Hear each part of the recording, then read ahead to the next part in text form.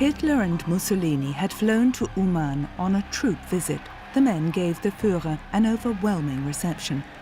During their advance, many of them had been involved in crimes against the civilian population.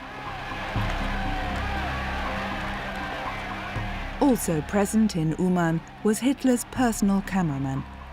Walter Frenz was filming the staged scene officially for the Wochenschau weekly newsreel, but in black and white.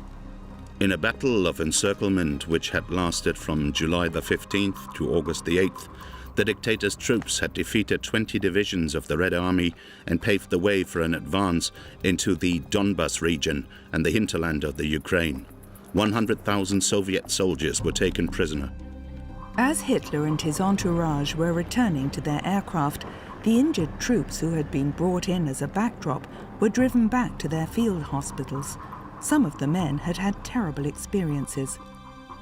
In a state of despair, Corporal Alois Scheuer wrote, "We now know the full tragedy of war. It's the greatest disaster to befall mankind. It brutalizes people. Only my faith stops me from becoming almost apathetic, mentally and spiritually."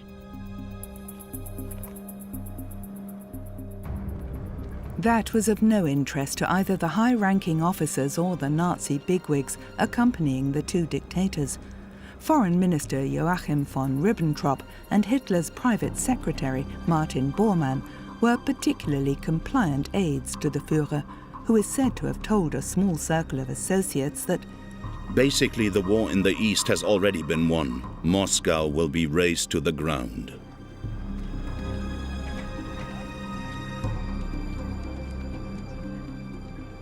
However, within a few months, the war had become a nightmare for his troops. Yet it wasn't Stalin's armies that had brought the German advance to a halt, but rain and cold.